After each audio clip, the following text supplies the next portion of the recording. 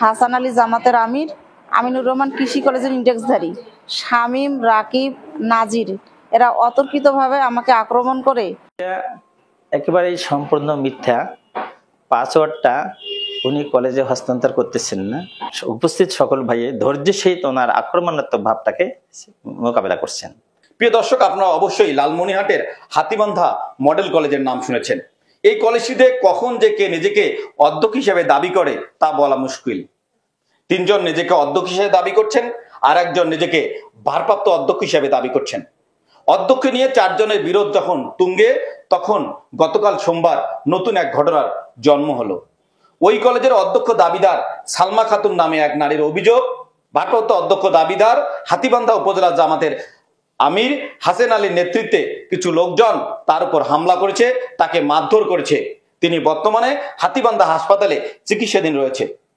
কলেজে form fill up চলা অবস্থায় অফিস ক্লোজ করব আমরা, এই মতো অবস্থায় আমিনুর রহমান, হাসান আলী জামাতের আমির, আমিনুর রহমান কৃষি কলেজের ইন্ডেক্সধারী, শামীম, রাকিব, নাজির এরা অতর্কিতভাবে আমাকে আক্রমণ করে টাকা পয়সা কাড়ি নিছে। ব্যাগ থেকে পাসওয়ার্ড কাড়ি নেওয়ার জন্য হুড়াহুড়ি করছে, আমাকে বুকে ঘুষি মারছে, পেটে লাথি মারছে, মানে আমাকে ল্যাংটা করে ছাড়ি দেবে, অশ্লীল ভাষায় গালি গালাজ, অন্যরকম টানাটানি, টানা হাসটা। আমি তখন অসুস্থ হয়ে পড়ছি, তখন অটোতে আসি আমি হাসপাতালে ভর্তি হয়েছি।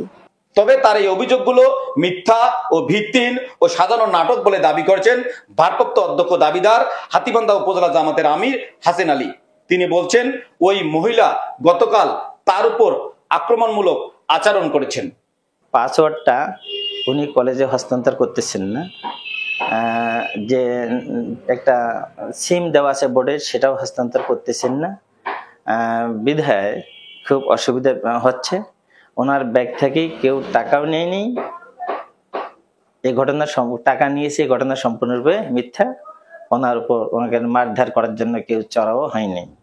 ওনার বৈশিষ্ট্যটা জানেন যে ওনার মানে ওখানে ওনার কাছে ধৈর্য ধারণ করা ছাড়া বিশৃঙ্খলা থেকে মুক্তি থাকা সম্ভব নয়। উপস্থিত সকল ভাইয়ে ধৈর্যের সহিত ওনার আক্রমণাত্মক ভাবটাকে মোকাবেলা করছেন।